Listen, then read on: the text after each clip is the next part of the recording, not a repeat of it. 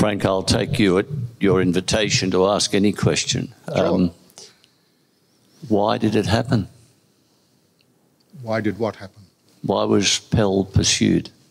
Oh. Why did the Victorian organs of government and law and everybody else do this? I won't speculate too much on that because, I mean, as you know, this has been a very contested public space, and I'm saying some strong things tonight, but, you know, I'm not going to do too much speculating. But very important to understand, no love lost between Ashton and Pell, and there'd already been a Victorian parliamentary inquiry, and there were two institutions which were proved wanting, seriously wanting.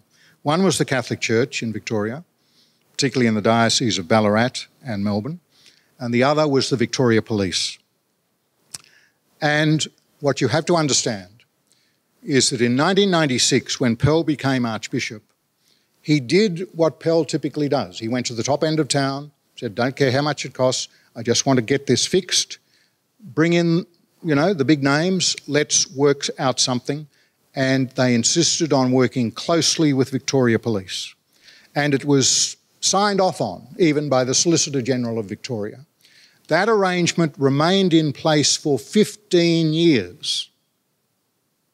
Then, with the threat of a parliamentary inquiry and with increasing public discontent about how church and state were handling these matters, before the parliamentary inquiry, the Victoria Police distanced themselves from the Melbourne response, and as the politicians said, they unfairly distanced themselves from it, as if they always knew it was at fault and that they always knew that it needed to be fixed. Nothing could have been further from the truth. So that had been there for a long period of time. And it's also in the context of a very serious situation in Victoria, as I've intimated, with Victoria Police. For example, the Lawyer Ex-Royal Commission. Have a look at the High Court decision there in relation to the conduct of Victoria Police, where now there are over 1,000 criminal convictions in Victoria which have to be reviewed because of the completely unethical and probably illegal activity of the police. These are the matters that have to be scrutinised.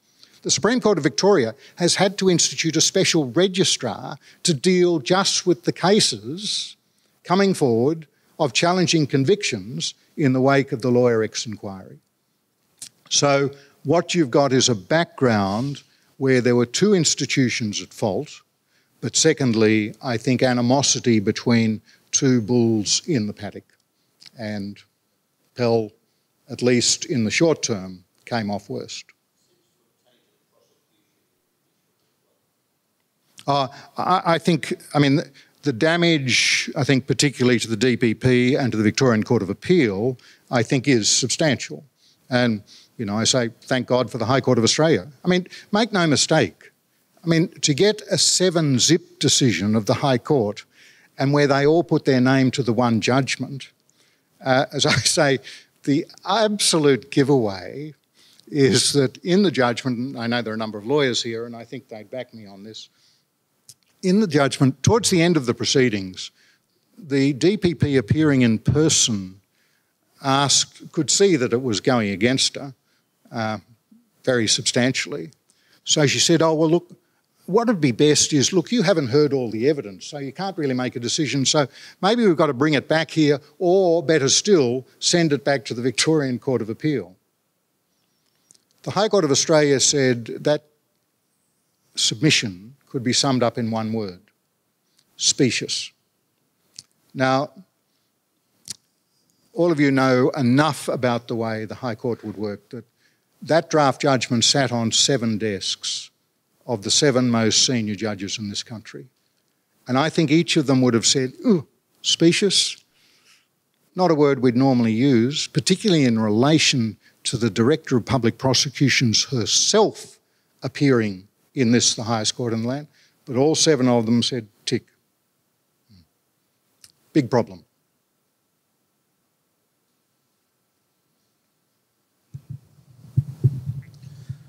I'd like to ask two questions which are connected. One of your comments was to focus on the comment in the majority decision of the Victorian Court of Appeal where they're fastened on this word impossibility, and there's reference to it, of course, in the High Court decision as well. And it links back to the way in which, as I understand it, you were there, I wasn't, Robert Richter, who was a very powerful advocate, fastened on the notion of the impossibility of this happening. And one can see from your presentation why an advocate would be moved to say something like that. I wonder, having been at the two trials and someone with some experience of how these things work, leaving aside the institutional difficulties with what happened in Melbourne, whether you think that it just seems to me impossible that at a judge alone trial, which may well have occurred in other jurisdictions without Australia, even if it got to the stage of it being prosecuted, that one would have secured a conviction. And how that has made you feel and reflect upon the role of the jury system in cases of this emotional intensity. I was interested to watch on video the remarks of Margaret Cunneen at the launch of Gerard Windsor's book the other night, because she's a very experienced prosecutor in child sexual abuse cases. And basically, she expressed the view that the public atmosphere in relation to Pell had become so poisoned that it was not possible to have a jury do its job. Now, I'm not quite of that view, but I can see the cogency in it. And she had a rather nice line. She said that one of the things about juries is you bring together 12 people and they leaven out each other's prejudices. But in relation to Pell in Melbourne, since Operation Tethering, front page of The Age, Christmas Eve 2015, the Royal Commission and all of that, you know, Minchin's song, to name just a few things, then I think that was a part of it. My own view, and I can say this because Cardinal Pell refers to it in his prison journal, after the first trial, I was strongly of the view that it was a mistake for Cardinal Pell not to give evidence. Now, you know, I have nothing like the expertise of Richter, and I could see that his defence team would be the view that all of this is just so preposterous. So if a jury was minded to convict him, then it wouldn't make any difference putting him in the box. Whereas my view was, I thought there was a public atmosphere that I'd been detecting for quite some time, that the Australian public, but particularly the Victorian public, were sick to death of the Catholic Church having the money to employ big-time lawyers who engage in bull terrier cross-examination of complainants and then sit there and say nothing. And so I was strongly of the view that he should give evidence in the second trial. And he ultimately decided, I mean, he was going to, but then he decided not to. I still think that that could well have been a factor. But I would defer to Margaret Cunneen's analysis of things in relation to juries. Thanks, Frank, and it's great what you've done. There's a bigger story here. You've so clearly outlined the logicality of the decision to bring Pell guilty. Basic evidence, whatever. But well, there's the a bigger... illogicality of charging him. Well, the illogicality of the jury. Yeah. I mean, they didn't listen to what was said. But that then is about prejudice. That then is about a problem in Victoria for the Catholic Church. It's not really anything to do with Pell. There's a bigger story about what's happening in Victoria. I used to say to Gerard, until it gets out of Victoria, Pell will not see justice. And that's why the High Court came. So what is it about Victoria? What's happened there? What's the political analysis against Pell? Because it isn't about the law. Well, I have reflected on this, and I've said a couple of times publicly that I was a law student in Queensland in the early 1970s when Joh Bjelke-Petersen was the Premier. And I got back to Melbourne after 30 years away 2 years ago, but having witnessed the Pell proceedings and scrutinised things pretty closely, I've been left with a sense of déjà vu. That, you know, Queensland pre-Fitzgerald inquiry, it was right of centre. Victoria, it's left of centre. I mean, think, for example, Sydney didn't have a Crown casino. Melbourne did. Sydney conducted an inquiry. And what a stellar job that Pat Bergen did. My God. You know, did the appropriate thing. Pointed out, hey, look, you down there in Victoria, you've got real problems with money laundering and criminal activity right under your noses there in a casino you've been authorising all these years. So Victoria, late to the game, sets up a commission of inquiry. And the commissioner hears all the evidence and says what? Yep, they've committed all of these heinous acts. There is no way that they deserve to have a casino licence. Then comes the Victorian caveat. Oh, well, we can't afford to do without it. So we'll let it continue. And what the Victorian state always does, we'll set up a sort of bureaucracy. This time it'll be one person, maybe a most honourable person, but he can oversee things. And in 2 years' time, if he says all is not well, just looking on the papers, we won't have another inquiry, but just looking on the papers, then we might have to do something.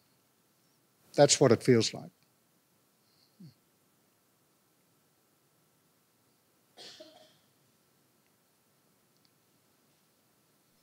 Here and down here.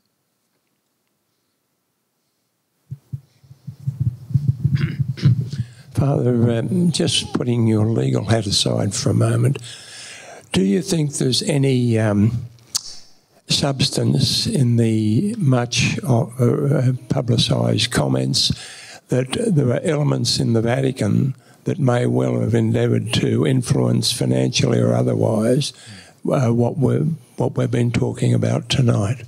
Thank you. I mean, the short answer is I know very little about the Vatican. In fact, during the proceedings, Cardinal Pell a number of times said to me, you should take more interest in what's going on in the Vatican. And I used to say, look, I'd lose my faith. Just leave me out of it. As for, you know, would money from the Vatican, I don't think they needed money from the Vatican in order to do what was done. But does that mean there was no money from the Vatican? I don't know. I hope there wasn't. And I hope there is a sufficiently scrupulous judicial process and police process in the Vatican to clarify for us, the faithful, that there was no way that someone deliberately gave money in order to try and get Pell out of his role as Secretary of the Economy by polluting things in Melbourne. I would find that horrific. But as on all these things, I say, look, truth will out. So let the evidence speak for itself. We have nothing to fear, you know. Truth. Seek it. Father Frank, thank you so much for the sizable contribution you have made. And I also thank Weinberg as well for his judgment, which, having read that, what has frustrated me and angered me so much in this process has been the other two who, with the Victorian Appeals Court judges, who opposed or went against Weinberg, the leading, you know, criminal judge in the country. You called it damaging before, which I think is putting it charitably. Can you just unpack how these other two could have possibly gone against Weinberg and therefore led us to a place which should never have occurred of going to the High Court? Because I think that was the moment where it should have just been chucked out, yet it wasn't. What happened with these two? Right. Well, you'll note in my remarks to now, I've confined myself to what they wrote, and I've analysed it in terms of what the High Court pointed out. You know, the more preposterous things that they wrote. They were unjudicious in those remarks. In terms of motivation or background, I'd say a couple of things. First, I would say all power to Chief Justice Ferguson, who was a moderately new Chief Justice and was known not to have much experience in criminal law. And those of us who were there for the hearing of the appeal could see that. I mean, even just the basic procedures, she was, learning those on the job, you might say. But to give her her due, I mean, she said, right, we need to constitute the strongest court institutionally that we can for this appeal. So I, as the Chief Justice, will sit and preside. Maxwell, the President of the Court of Appeal, will be a member. And Weinberg, who is retired but available to be called back, will get him because, I think she would have thought, he is the leading criminal appeal judge in the nation. So they come back. Now, Maxwell, I mean, prescinding altogether from the Pell case, I mean, Maxwell, as President of the Court of Appeal, has for many years verged towards saying that, we've got to be very respectful of jury verdicts. And I think that's right. And particularly in relation to cases of child sexual abuse, we've got to be very attentive and very respectful to the complainants. So I think those in the know always thought that, how Maxwell would approach this, you couldn't tell from the shape of his questioning. But I think many, myself included, thought, but if push comes to shove, and after the 2-day hearing, I didn't think push would come to shove. I mean, you might remember even David Marr wrote at the time it was a train wreck. In fact, I know David, and he came to me after the first day and he said, this is a expletive-deleted train wreck. I said, no, David, this is just justice and transparency. At last, you can hear the evidence, and there's nothing in it. And so I think the thing which people like myself said was, well, if push comes to shove, which we wouldn't think it would, but surely Ferguson would go with Weinberg. And it was clear in the nature of Weinberg's questioning. The other thing during the appeal was this.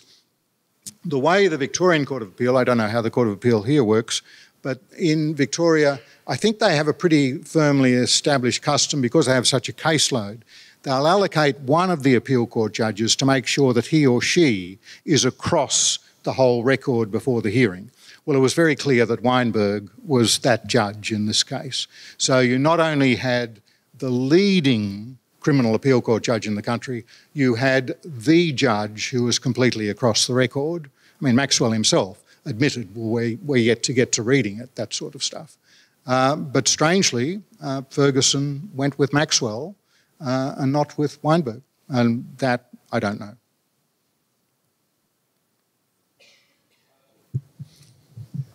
Thanks for a terrific analysis, and perhaps you should have been a defence lawyer, possibly in Rome. Probably more business there. But can I sort of pretend we're in a confessional and ask you about what you've just said you did? Because you approach Cardinal Pell, you tell him it's a kind of act of God that Gibson's got the job. And then, as you said today, Gibson invents where Monsignor Portelli's nicking off for a smoke. In fact, there's no evidence for that. He also, as you pointed out in your own articles, and he also invents the fact that the older servers are in a utility room when there's no evidence they're anywhere there, that no evidence had ever been fed about where they were, that no one knows where they were. So would it be a 3 Hail Marys job if you sort of said, well, to the Cardinal, maybe I misled you on Gibson, because Hassett may have had no impact on him? Well, that may be right, Gerard, and you've rightly raised a point which I've written about at length, so I didn't have it in my remarks, but I will now that you've raised it. What Gerard's referring to is that trying to get those magic 6 minutes when Pell could be alone with the older boys,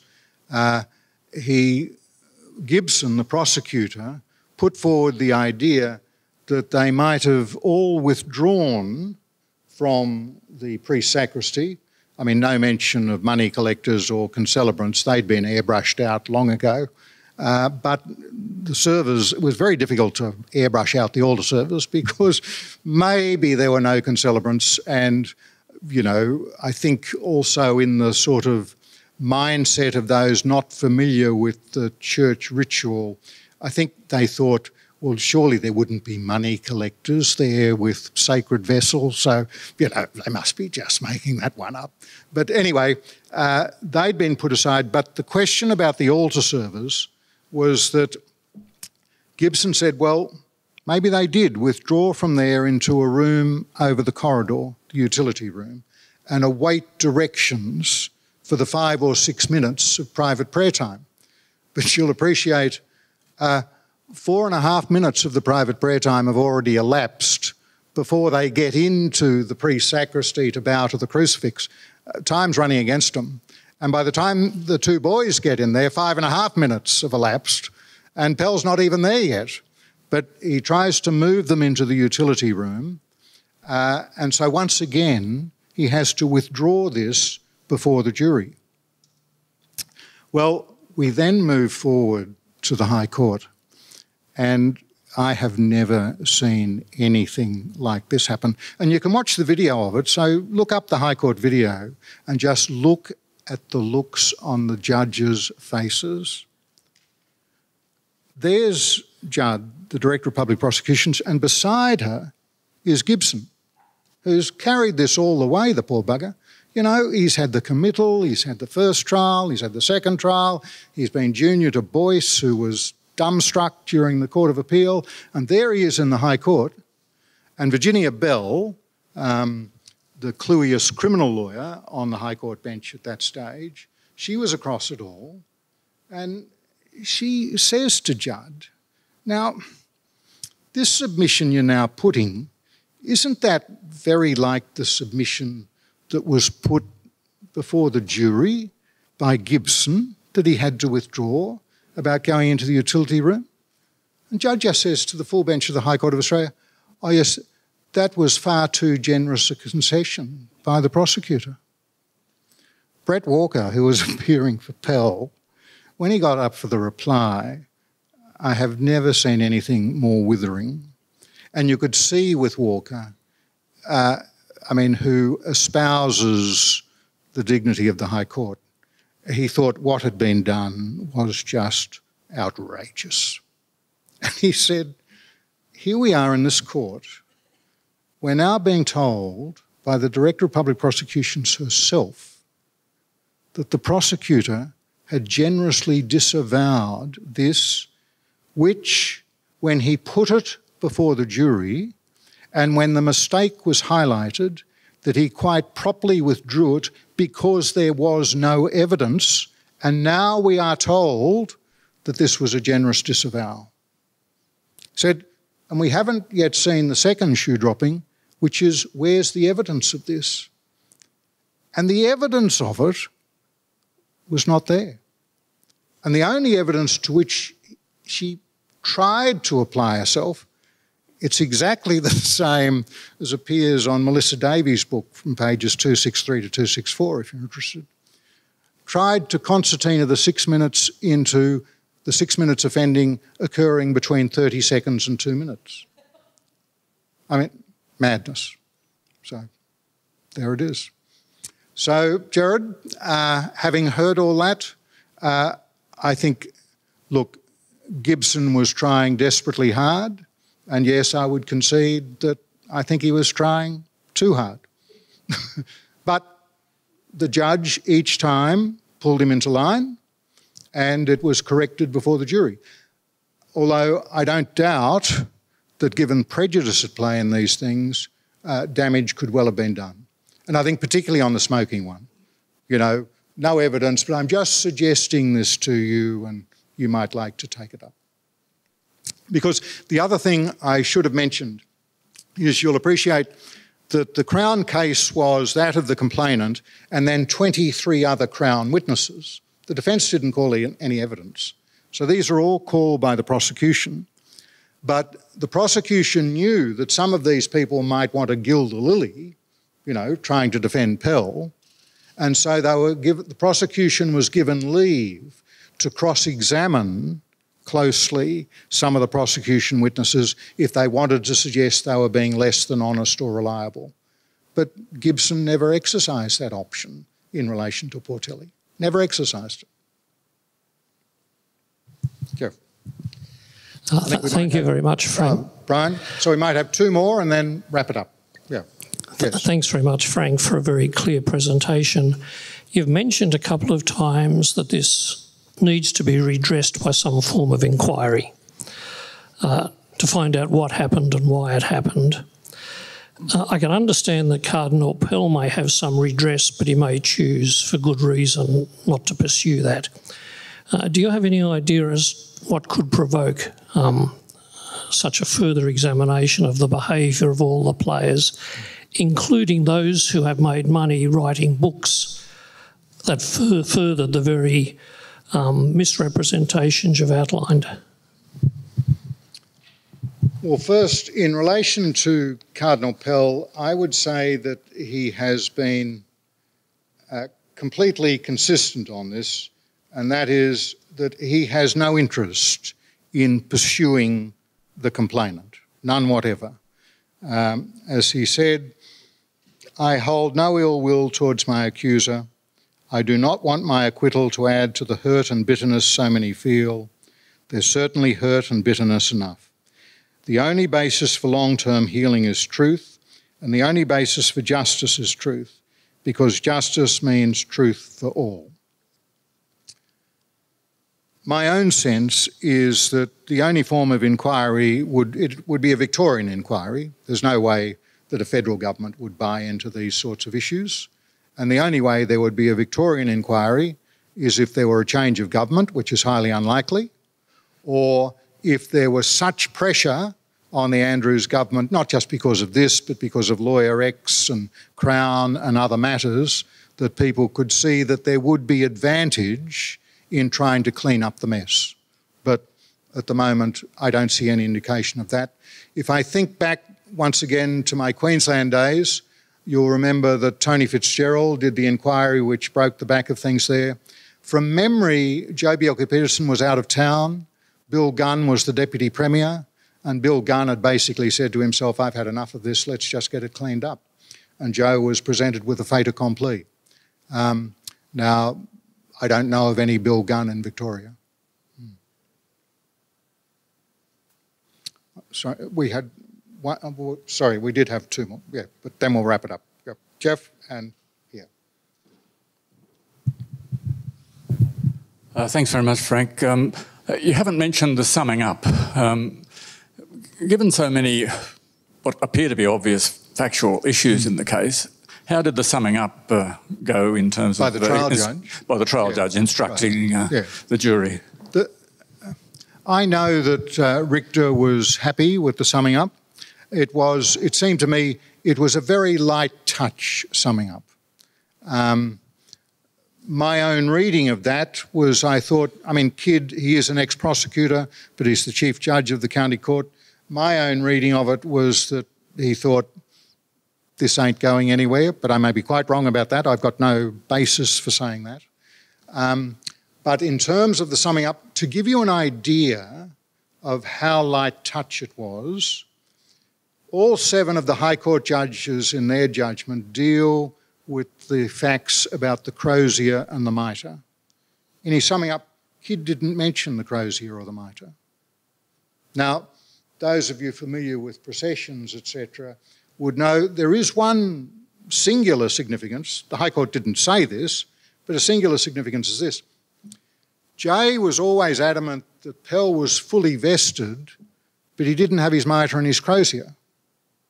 Now, he's just processed from a solemn 11 a.m. Mass. If he's appeared without his mitre and crozier, where are they? Well, he would divest himself of them if he was going to meet and greet at the steps for a period of time. And they would be taken by the mitre bearer and the crozier bearer back to the sacristy. So that sort of thing, mitre, crozier, etc., was not a matter of interest to Kidd.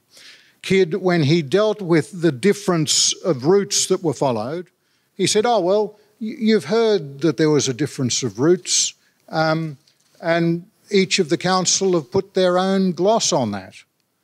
God help us.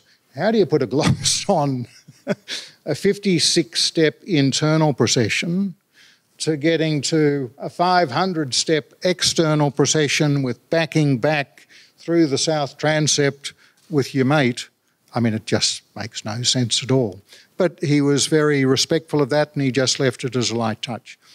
The one, I thought, serious error in his summing up, but Richter and the Appeal Council never took it up, was that he did suggest that Pell could have said the 5:30 Mass in the evening and therefore Portelli might have gone to change the books.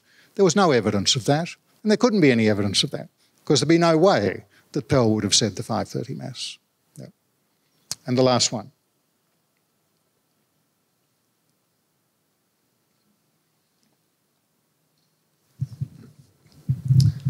My uncle was a solicitor and barrister in Victoria. When he died, he was the third most senior solicitor and barrister in Victoria, and he went through with Sir James Gobbo. And I just think, people like Sir James Gobbo, who was an old Xavier boy, Rhodes Scholar, and was a man, I think we can say, of integrity in the law system, as there many are in Victoria, what they must feel. It's sad to see this happen when there are so many good barristers and lawyers and judges in Victoria. Absolutely. And what they must be seeing and what they must be cringing at what is in existence now in Victoria. I just want to state that. That's all. Oh, no, I concur with that completely. And I know quite a lot of the senior counsel and the Supreme Court judges in Victoria, and there are some very, very fine people there. Outstanding lawyers of outstanding integrity.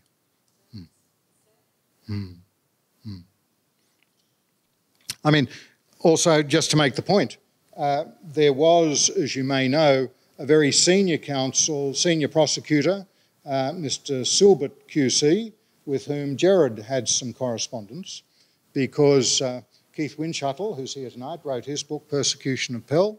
Silbert read that book and wrote to Gerard and said, well, not only couldn't it be proved beyond reasonable doubt, he said, I'm just absolutely convinced of his innocence. Now, to give you an idea how much things have changed in Victoria, let me give you this example. In 2012, there was a case before the Victorian Supreme Court, full bench, Greensill and the Queen. And in that case, a very strong bench of, very reputable lawyers, Redlich, Osborne and Priest. They heard this case. It was a case alleging sexual abuse, not in a church context, but a sexual abuse case. And they said this: it should be acknowledged that while he did not concede that the verdicts were unsafe and unsatisfactory, counsel for the respondent, Mr. Silbert, SC, did fairly acknowledge that no one could say we are not troubled by this case and that it raises alarm bells. He did not argue the contention that the verdicts were not unsafe and unsatisfactory with vigour. Suffice to say, we heard none of that from Boyce before the Court of Appeal, and we definitely heard none of it from Judd. Not only was there no acknowledgement that indeed saying he did not concede that the verdicts were unsafe and unsatisfactory, what we had from Judd was the invention of theories and evidence. So things have changed significantly at the top level of prosecutions in Victoria from where they were in 2012.